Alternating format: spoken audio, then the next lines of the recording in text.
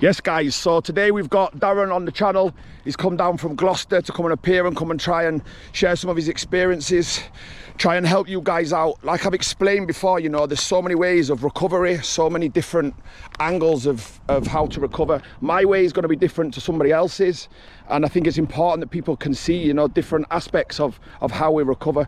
So what I'm going to do is I'm going to pass the camera over to him, let him introduce himself, tell you a bit about his background. If I need to interrupt at any point, then I will. And if I say things that I feel like I need to delve into, then I'll also do that, because I understand the questions that you guys ask me and the help that he could potentially give to you. So I'll pass it over to him now. Hello everyone. I haven't done this before, so this is all new to me, and I've only just met this guy, so it's very kind of him to have me on his channel and ask me these questions, and if I can help, then it's a blessing. So right, so let them know, like, how old was you picked up drugs? Well, I was quite late. I was in probably early 30s, and my lot used to do coke all the time when we used to go out, so I was one of the odd ones out. I never used to do it, couldn't understand it, just didn't appeal to me at all. But by the end of the night, I was the pissed up one and he wasn't.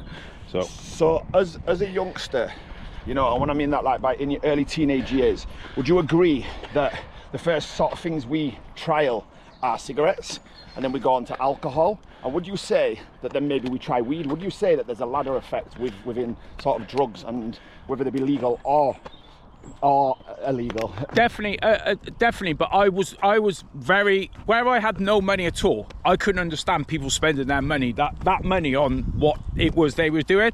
And there was lads, so a few of my mates, they used to go to a club when they was 14, 15. Yeah. So by the time I was allowed in at 18, these had already been bored of it. Yeah. So I was always the odd one out. I remember buying a pack of 10 fags once and hiding them. You know, when you could go around to the shop with a note off your mum? Yeah, yeah. So I made up one of them and went round there. That didn't really appeal to me. I tried a spliff once. That didn't appeal to me. I didn't start drinking till, and I say drinking, a couple of breezers till I was about 25. Bacardi breezers. Yes. Yeah, I remember them. Two. No, that was my limit, 2. And then lightweight. Yeah. And then someone introduced me to JD and Coke, and then that was it. Then that was the thing. But I never really drank JD and Coke at home because I didn't like the taste of it. So right, okay, so that gives a bit of a background to his start of experimenting in drugs. And you know, would you agree that you're quite late on in life, really, to then start? In everything. I always played catch up, but then I'd overtake everyone. But what we've got to understand, people, is that, you know, a lot of you know my story, and I was 11 when I started with A-class drug, but nobody's situation's any worse than anybody else. We can, you know, things can become a problem in our lives at any aspect of life. You know, it doesn't matter if you're rich, poor, young or old. These things come into our life and cause problems, whether it be financially, mentally, spiritually, you know, and they break down relationships, they break down health problems and everything. I've had it all. And would you agree that, you know, for the younger generation, that if you was to start your life all over again, would you ever bother experimenting these things, or would you seek guidance on how to moderate things? Well, this is what I try to do. So I've got a son who's 23. Yeah. Now, for me to tell my son not to go out, I think it's very bad parenting. I can't, because most of the people I know was from when I went out uptown, got to know everyone, drinking with them, going back to people's house parties and all the rest of it. So for me to say to my son, no, yeah, is wrong. Yeah. You've got to let them, I've got 2 daughters as well, but they're just in their early teens. Now, I know that's going to be a totally different kettle of fish. And so my boy boxes. So my boy... You smell that then? So weed is walking along. So my boy boxes. So he's always been very conscious of his health and all the rest of it. So for me to turn around to him and say you can't do anything outside of boxing is wrong. So I've always allowed him to do what it is. All I've ever done is be honest. And I've been open about it. So he knows where it can take you if it goes fucking wrong. And I completely agree with that. And you know, my son's just turning 10 in January, and he's well aware of everything. You know, I had to fight long and hard. I was released from jail 6 years ago, where I was on supervised contact, you know, because I was a prolific offender. I couldn't stop committing crimes, and the probation service and social services basically put me at risk to my son because I just could not stop fighting. I could not stop fucking taking cars, stealing cars, taking police chases, and that was a risk. And I realised at that moment in time that, you know, I had to change my life. And going back to the point, you know, Archie knows the issues I had as being a kid, and even an older adult, a young adult. And I had to change my ways and fast. So he now knows, you know, and he's around me and he understands the recovery of things and he's so intelligent. But Archie actually came out of a primary school 2 years ago, at just being 7 years old, and he was talking about all the effects of drug. Fucking hell, let's get me legs, this is. so yeah, but, so did you, so we've talked about your childhood. So you went on to, did you say you were 30? I was probably mid-30s, and I remember trying it in the back. So we used to have a friend who used to drive one of them London taxis. So right. The kind of stereotypical London taxi. And so my mates were facing me. I was starting a thing. And they never pressured me into it. Never after. And I used, because what I used to do, and I say this to people when people are trying to recover, and they go to a party and they go, oh, I want something, or I can feel me fucking up tonight. I said, listen, just leave it an hour. If you're thinking about having a drink and you've been off drink for a while, or you're thinking about getting off coke and you've been off it for a while, I said, give it an hour. Don't take anything. Don't say no, but just don't take anything. And then see what other people are like, and then have a look with a clear head if that's what you want to go like. So when I used to watch these lot, I used to watch them and think, what the fuck are they doing? Yeah. They'd pair off. There used to be a massive group of us, and they'd pair off into twos, just talking shit the whole fucking night. Yeah. I just went off and done had a jolly on myself. But I tried it once on the way to we was going to Cheltenham. And I done it, and I said, is that fucking it? Are you taking a piss? Is that what you lot have been doing this whole time? And I couldn't get my head around it. Yeah. Now, for some reason, where it wasn't like this fucking mountain moving moment, I kind of must have fucking thought, fuck it, I'll have another one. Yeah, and that's what we do, yeah. And then I would leave it then. I didn't start off like fucking balls deep. I just, fucking hell. I've just took him on the biggest ramble up there. I was like, I bought him a drink from the shop before we just come here. I needed that. Because I realised, up there was used to be a mental hospital up there.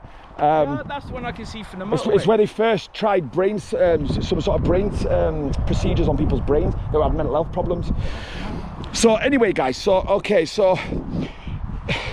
Sorry, you have to excuse me, I'm just taking some pictures. So, it's all right, men can multitask, he'll show you that now. So, I can't, honestly, so would you mind me asking you, so you, obviously, we've had a little chat beforehand, and you say that you went on to start criminal activity around drugs.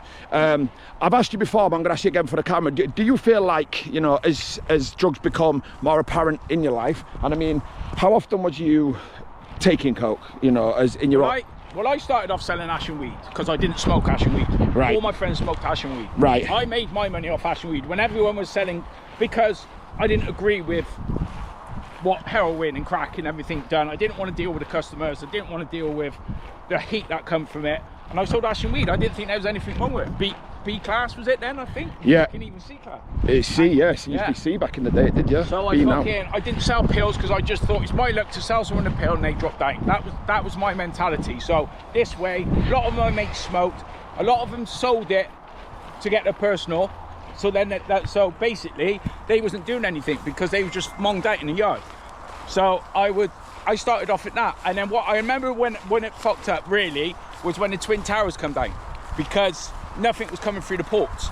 So where I was living off, say if I was making £300 off one move, and then now I was only making £50, I said, fuck it, I'm not making £50, I'd rather not do it. Yeah. But I was still spending that £50. Yeah. So in theory, I was spending £100. Yeah. So then I quickly went very broke.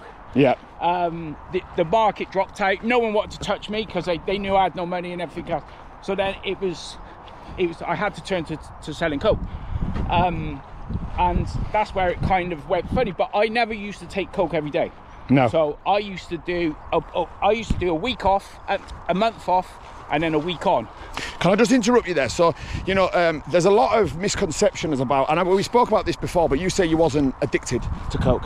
I was addicted to fucking up. You was addicted to fucking up, and I'll get him to explain that shortly. But you see, with addiction, we can, you know, things can be a problem. Let's not say addiction. With problems with drugs in your life, you know, it doesn't mean you have to be using every day. It could be every weekend. You know, it could be, like I've spoke about before, it could be affecting relationships, money, or, you know, your health. And you know, people I mean, certainly me, I was under the misconception of I wasn't an addict, because addicts have to be like smackheads on the street, then putting pins in the legs, look physically ill. And I grew up thinking, you know, that was the way how addicts were, and so that's why I went on for most of my life, believing I wasn't an addict, when in fact I was. But I'll let him continue now, and we'll pass the camera back over. Yeah, so I would never, so I could go to summer holidays, kids' summer holidays, without doing it. I had it on me 24/7. When I used to weigh it up, it used to make me heave. Watching other people used to make me heave. But then there was something, so it was a feel-good factor to me. So whenever I never did coke when things were going bad. I used to always do coke when things were going good. I used to fuck up. That's what and it was guaranteed. And I was on this massive loop. Do you know why you think that was? Do you know what? I had a test once, and they done my see if I had to go for see if it was still in my system or not. Right. And it was coming back like still in my system 16 days later. Right. So I'm roughly about 3 weeks after. If I would have gone longer than that, they probably would still be in it. Yeah. So what I was on was this 4-week cycle. Now it took me a long time after I was clean to realise, well, just as it was coming out of my system, that last week was probably when I started thinking about doing it again. So right. What would happen was I'd absolutely destroy everything. Yeah. Cheers, buddy. Thank you. Just pause there a minute, guys. The thing is, he's come out to the fucking public anyway, man. It's just sometimes it's a bit one of them moments, and there's people there. Look, guys. I do a week bender, destroy fucking everything I've done the month before. I then take me 2, 3, 4 weeks to start feeling better, start getting my money back, seeing the kids, doing everything with the kids, doing work and everything else. And then it's almost like, this is I've done all that. Now I can reward myself. Yourself, yeah. And, it wasn't never a reward. And was it enjoyable? Do you think like that was like the ending? Like, you know, you've worked hard or whatever, you've gone a month without taking it. Could you not have enjoyed yourself doing something else as opposed to putting the stuff in you that... Did you even enjoy the feeling? The thing is with me, was what I would do was I would shut myself away. I would kind of... Isolate. To a certain point, I was on track, I was on focus. Where I've been doing it so many years, and I was on this loop, it was almost like religious. It was religious for me to do these 3 weeks, 4 weeks, maybe do the summer holidays, and I used to be able to do 5 weeks. Until recently, the longest I'd done was 9 months. And then I fucked up and this is why I don't go to funerals. Funerals, I used to say, so I'd be doing well, a funeral would come up, I'd go there, end up going to the wake, and I'd think to myself, life's too fucking short, fuck this, I need to fuck... And then I'd be in the kitchen for fucking 7 days killing myself. Which, the irony of it, doesn't make sense. So does it not after leaving a funeral and you know full well what this stuff does to us? It takes to the ground fast. Not fucking... Life's too short, life's for living, and then I don't fucking live. So it was... so I still don't go to them. And what I do when it's someone's funeral is I go and do something positive. Or I go and show my respect in another way, rather than going to a funeral. We've got a problem here, guys. Fucking hell. Holy cow, Batman. We don't owe them money, do we? Hello? So, go on, continue, my bro. Hang on.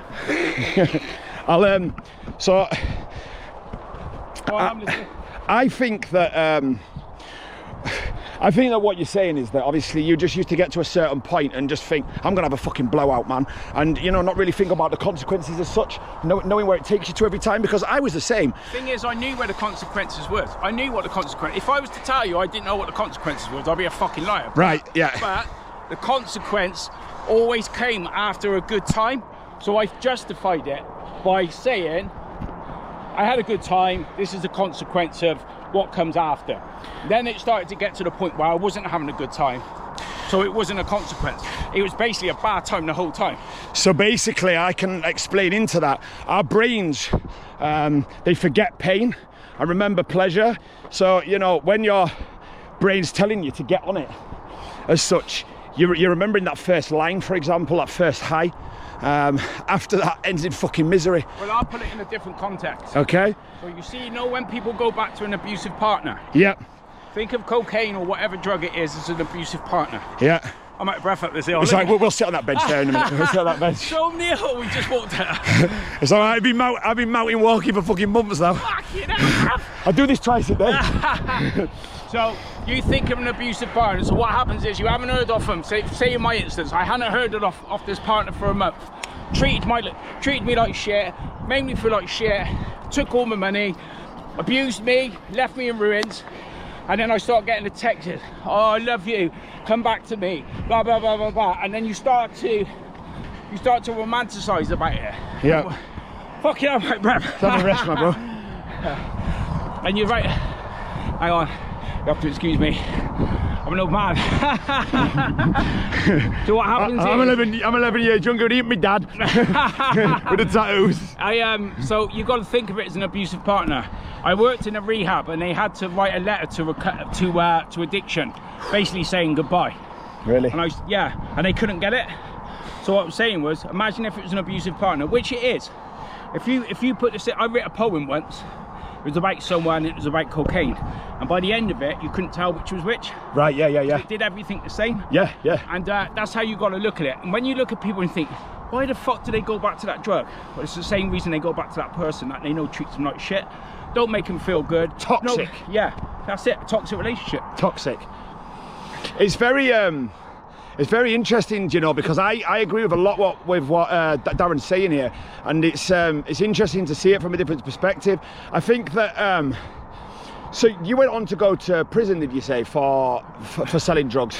I was up in court, so basically I got stopped in November 21, and it took 3 years to get to court. But I was going to be charged. Well, I did go guilty on supply and possession. So, but because of all the hard work I'd done, because they actually had my messages in my phone. Right. And there was nothing concrete, but they said my solicitor actually said they can see you're not a cunt. That was their word. Yeah. I was telling people no, because I did.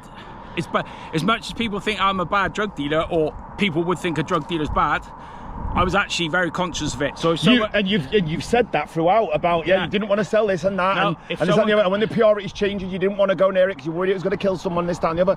But you know, I always challenge this, and I call the government out all the time through my posts. I've had the police. Well, I don't think a dealer's any different to a bartender. Exactly. The bartenders or Abdul in his corner shop. You know, it's all the fucking same. And the irony of it is, if alcohol was brought out in this day and age, it would be an A-class drug. Well, the thing is, you'll get a barman, and no disrespect to a barman, because they're there to pay the bills. At the end of the day, they don't see it from the view that I do, but they will sell someone who they know is standing there counting out their change. Pennies and that. He's absolutely stood there in their own piss. Yeah. Absolutely fucking hammered. Sell him that last drink and said, "Come back tomorrow. You've had too many." Yeah.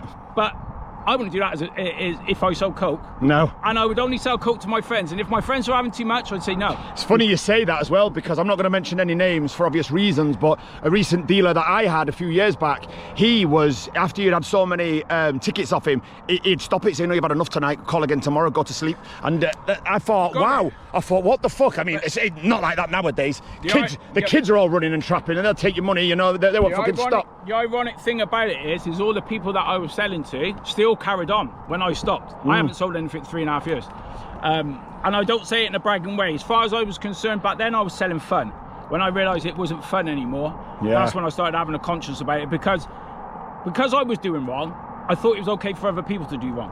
But as soon as I started getting off it and saying I don't want this no more, I started to realise that how can I be a friend to you if I'm selling it to you, but I'm not going to do it myself?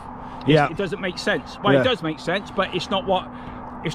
So I'm going to ask you a question now. So do you think that with drug taking, say for example, obviously I was a drug addict, drugs are very expensive, especially cocaine. Would you agree that with drug abuse and, you know, frequently taking drugs comes crime? Will you become a criminal?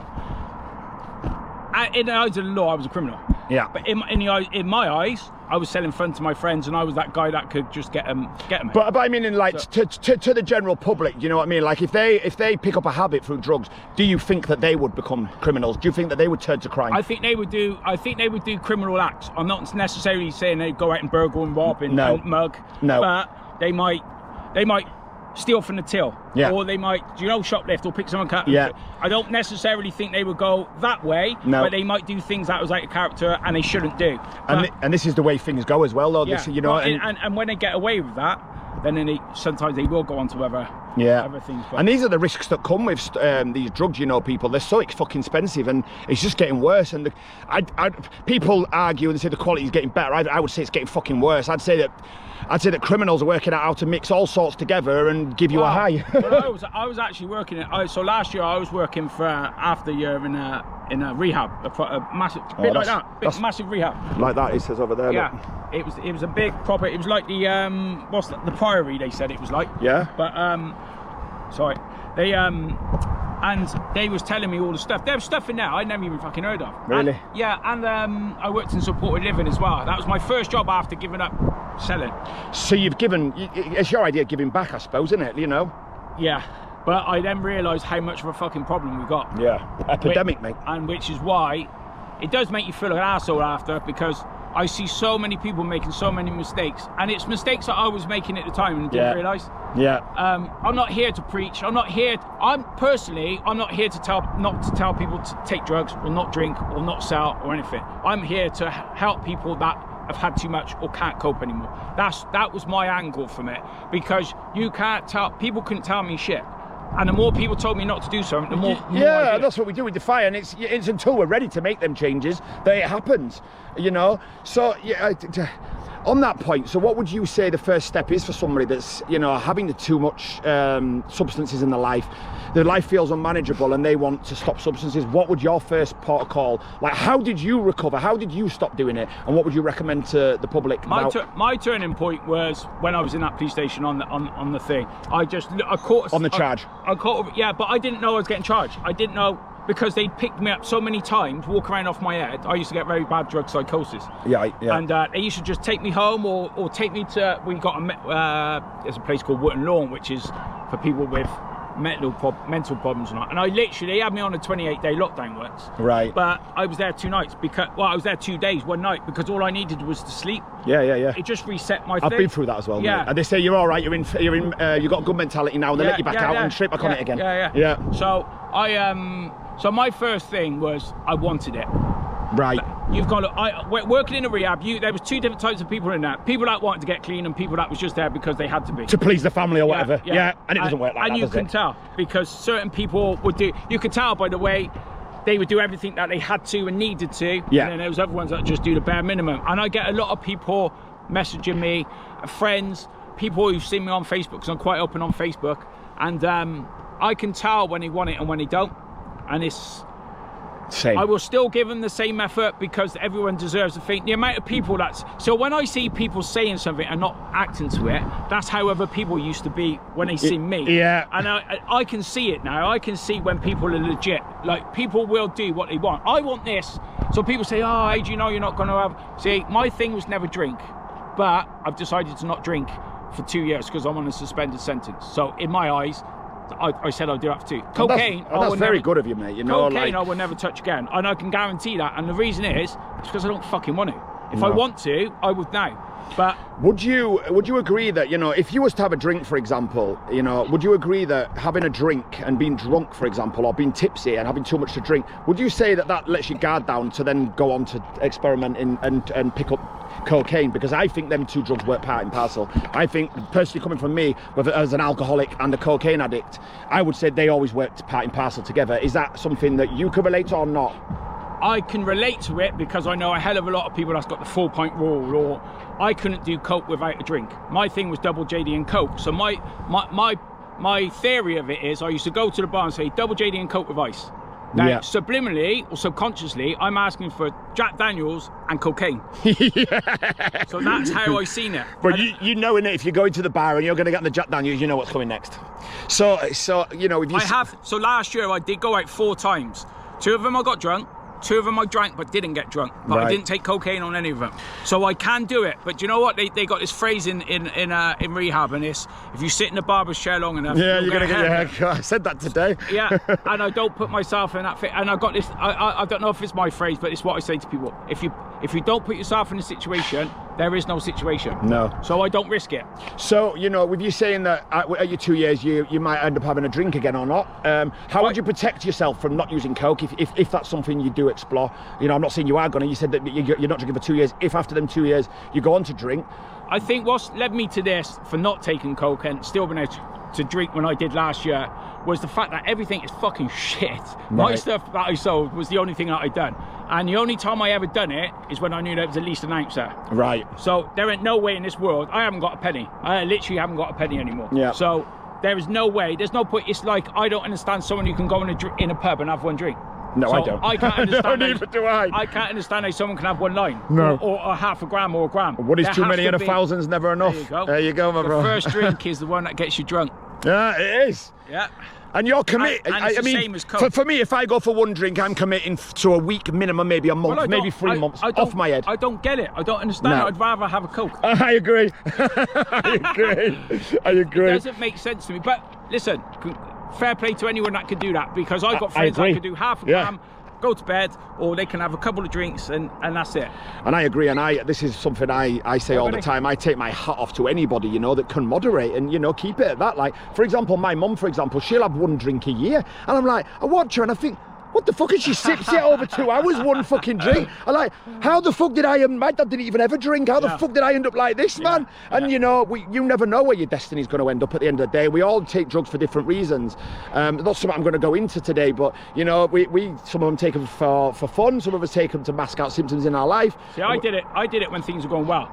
Things were going good. I couldn't think of anything worse than taking cocaine when things went bad. When you're already down, maybe going to the drink and going to a pub and say, fuck it. Because I'm not going to lie, I had a great time in the pub. Yeah. I'm not sure anyone else around me did, but I had a great time. But I used to say the rehab was a dry pub.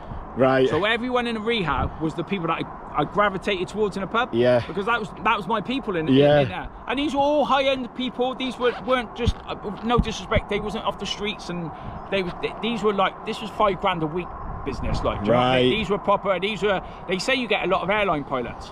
Do you? Yeah, because it's a very stressful job. Bloody hell. There was people that had their own companies. There was famous people. I don't want to mention names, but there was a lot of different. And then they started to bring the government funding lot in. Yeah, which is brilliant. Yeah. Yeah, but there you had them up there. I'm not saying it as in I know. they're low in there. Yeah. But you had as in money wise. But then you realise they met in the middle, because they were no different. No. People understood that they was all in there for the same thing. I think they say you're in there for the similarities, not the differences. Yeah. So. Yeah. So, I mean, we've covered quite a few things, so I'm going to just ask you another question. So, through your drug abuse, I know we've already spoke about this, but just for the camera, you talked about you experiencing psychosis and paranoia. Can you just elaborate a bit into that, what you experienced and what it felt like? So I used to... The first night, I still had drink in me, so it didn't. The cocaine didn't really kind of, because it was fucking top. Let's walk again. It got quite a long walk back. So the first day I would go through a cycle, and I always say it was like, I remember watching this Tom and Jerry cartoon, and he took a pill, and 1 minute Jerry was massive, and he was tiny, and then the next one he was really like kind of, I don't know, he just went through all these different stages. Yeah. And that's what it was for me. Right. And I could tell what day it was by the stage of the psychosis. Yeah. The first day I was great, all horny and fucking great on the bee's knees. And then the second one I started to feel shifty as fuck. Third day I'm literally, and the only way I can explain it is someone who's scared of spiders being put in a room full of fucking spiders. Yeah. And Just drop a little bit back behind me so I can catch you. That's it, yeah. That's it. Because I'm always to get my hand higher and higher, and I am killing.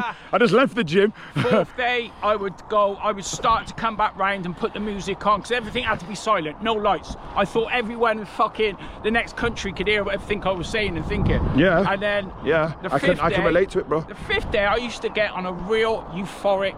I used to see unbelievable magical stuff, basically like he was tripping out. Yeah. And then the 6th or 7th day is when it just went fucking dark. sinister. Like, but I swear I wasn't in this dimension. I wasn't in this universe. I was not in this world, and that's when it went fucking bad, real bad. Did you end up in getting sectioned? I wouldn't say section, but basically the police pulled up there one day and they said absolutely fucking no way.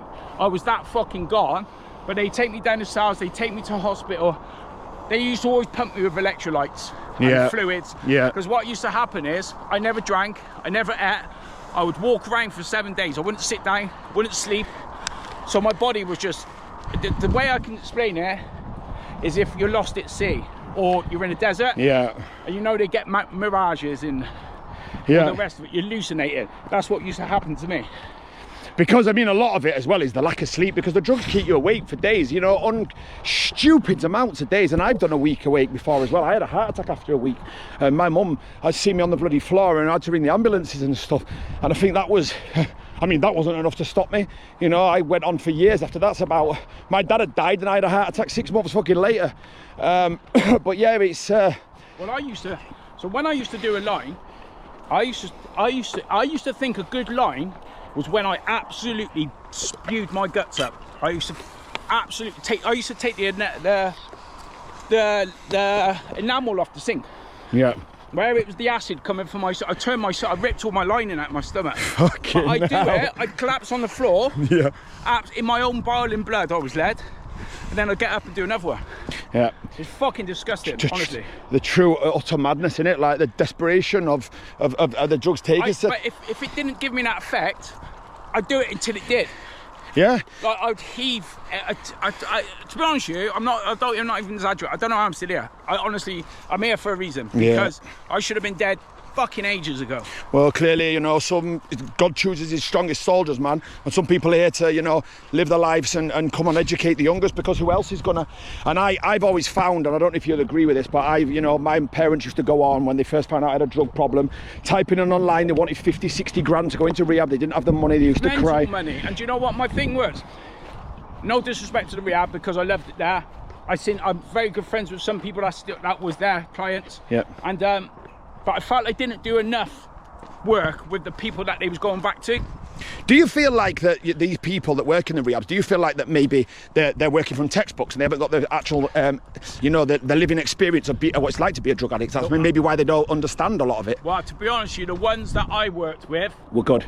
Were more in it than I was, and to look at them, you would never think it. It was some of them I was like, really? And that's great though, isn't it? That's what But what I was having to do with the clients was they didn't believe that, so they was coming to me thinking that I had more experience than them, and I was actually saying, listen, those ones in there know more than me. Yeah.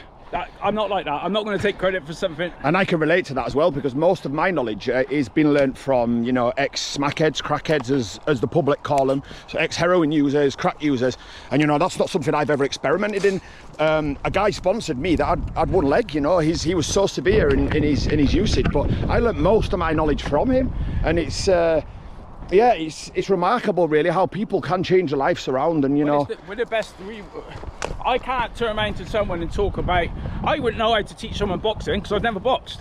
No. So I can't, I'm not going to, someone who hasn't been there and done it can't really explain to someone else. This is why you, me and other people out there who have done it and survived, and if it was so fucking good, why are we still not doing it? Yeah, and this is why, you know, people, this is why, because everybody, like I said at the beginning of this, everyone has different views, different ways, you know, and who is right and wrong, you know what I mean? Like it's good to hear different opinions on stuff, you know.